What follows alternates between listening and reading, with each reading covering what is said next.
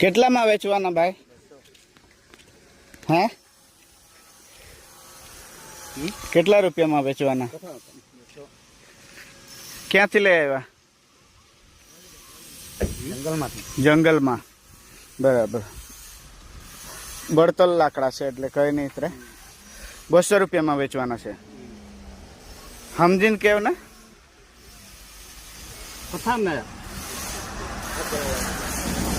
સમજીને કહી દો કે 200માં જ વેચવું છે. 150. તો છે ને આટલી બધી મહેનત કરી છે. 150 નહીં, તમને હું 200 રૂપિયા આપું છું. નાખવાના બાખવાના કંઈ નથી. આ લાકડા છે ને તમે બીજી જગ્યાએ પાછા 200 રૂપિયા વેચી દેજો. એટલે કેટલા? તમે 2 જણા 200 રૂપિયા કમાઈ લે. હું વેચી દેજો.